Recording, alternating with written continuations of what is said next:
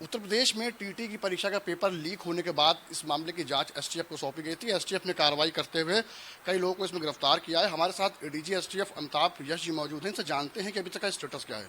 Sir, बहुत स्वागत है आपका टाइम एट पे। अभी तक के जो पूरी जांच आप लोगों ने की है, क्या स्टेटस है, कितने लोग इसमें अरेस्टिंग हुई है? इस प्रकरण में कई प्रकार के गैंग्स का अनावरण हुआ है।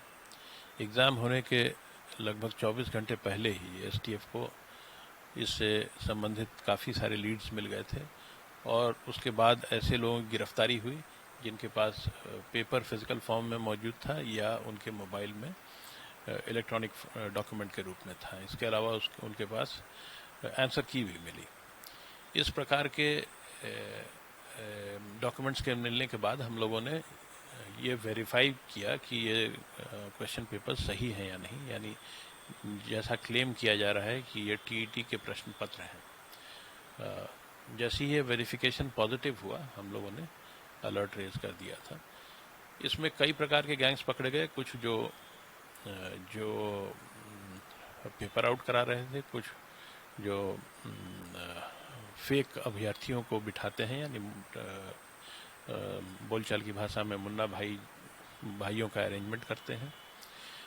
इसके अलावा कुछ ऐसे गैंग्स भी थे जो प्लेन फ्रॉड कर रहे थे, अभ्यर्थियों से पैसे लेकर उन्हें पेपर देने की लालच दे रहे थे। इस पूरे नेटवर्क के अनावरण के बाद एसटीएफ खास करके कंसंट्रेट कर रही है उस ग्रुप के खिलाफ जिसने पेपर को आउट किया, और इसके क्रम में जहाँ से सिक्योरिटी का मिसमैनेजमेंट हुआ, पूरे एग्ज़ाम की शुचिता भंग होने की शुरुआत हुई, उसके लिए जिस कंपनी ने पेपर छापने का ठेका लिया था उसके मालिक और कंट्रोलर ऑफ एग्जामिनेशन को गिरफ्तार किया जा चुका है। यह बात क्लियर हो गई कि जिस कंपनी ने ठेका लिया था सिक्योरिटी प्रिंटिंग का, उसके पास उसकी कोई व्यवस्था नहीं थी, उनके पास कोई स्टाफ भी नहीं था, उनका स्टाफ का रिक्रूटमेंट भी ठेका मिलने के बाद ही हुआ है। और जिस कंपनी ने फाइनली पेपर को प्रिंट किया या जिन कंपनियों ने प्रिंट किया, उनके पास भी सिक्योरिटी प्रिंटिंग की कोई व्यवस्था नहीं थी। जब पूरे गैंग के बारे में हम लोगों ने विश्लेषण करना शुरू किया, तो इससे ये प्रकाश में आया कि इन प्रिंटिंग प्रेसेस के माध्यम से ही ये पेपर आउट हुआ है। और अगर नहीं होता तो हमें आश्चर्य होता, क्योंकि जिस तरीके से पेपर की सिक्योरिटी होनी चाहिए थी उससे दूर दूर तक कहीं भी सिक्योरिटी थी नहीं, ना इलेक्ट्रॉनिक सिक्योरिटी थी, ना फिजिकल सिक्योरिटी थी, ना सही तरीके से पेपर को सील किया गया था। तो इसको हर स्टेज से ये लीक हो सकती थी। मैं ये बता दूं कि इस प्रकार के पेपरों की छपाई या इस तरह की किसी भी सिक्योरिटी डॉक्यूमेंट की छपाई में मुख्य अंश जो कॉस्ट का होता है वो सिक्योरिटी से रिलेटेड होता है। यानी अगर आप उस डॉक्यूमेंट को साधारण प्रिंटिंग प्रेस में छापें तो जो कॉस्ट 2 रुपए की आएगी, सिक्योरिटी प्रिंटिंग में उसी डॉक्यूमेंट को छापने की कॉस्ट 60 रुपये आती है।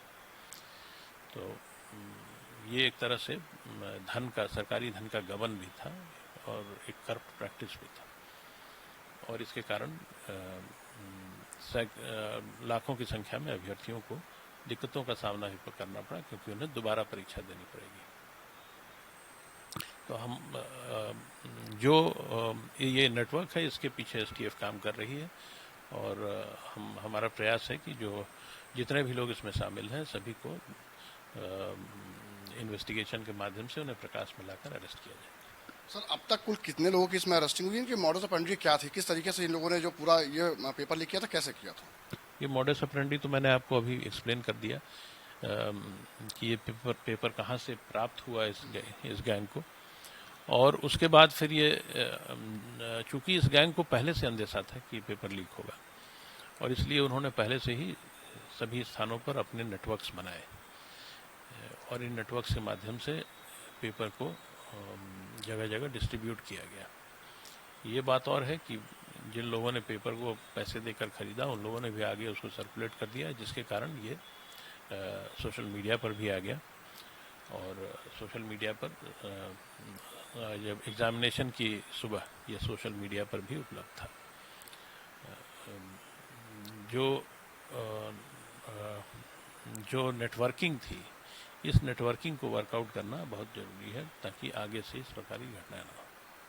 सर क्या माना जाए अभी और क्योंकि जांच इसमें चल रही है और भी कुछ लोग जद में आ सकते हैं, उनकी भी अरेस्टिंग हो सकती है? देखिए, जब जांच चल रही है तो कोई भी कयास लगाना उचित नहीं होगा, लेकिन जो भी जद में आएगा, जो भी जिसके खिलाफ ये प्रमाण मिलेंगे इस तरह के गलत काम में शामिल होने के लिए, जिससे कि लाखों छात्रों का भविष्य दांव में लग सकता है, लाखों छात्र हतोत्साहित हो सकते हैं, तो उनके खिलाफ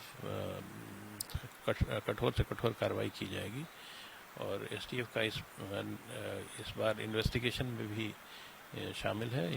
एसटीएफ ये प्रयास करेगी कि जो भी इसके किंग पिन्स हैं, सबके खिलाफ बहुत ही गंभीर धाराओं में कार्रवाई। तो ये थे अमिताभ यश जी, जिन्होंने साफ तौर पर बताया कि इस पूरे मामले की एसटीएफ ने जांच की है, कई लोगों को अरेस्ट किया है और पूरे मामले में जांच चल रही है। आगे भी जो भी तथ्य सामने आएंगे उसके आधार पर एसटीएफ की तरफ से कठोर कार्रवाई की जाएगी। टाइम उत्तर प्रदेश के लिए लखनऊ से कैमरा रियाज के साथ अभिषेक रस्तोगी।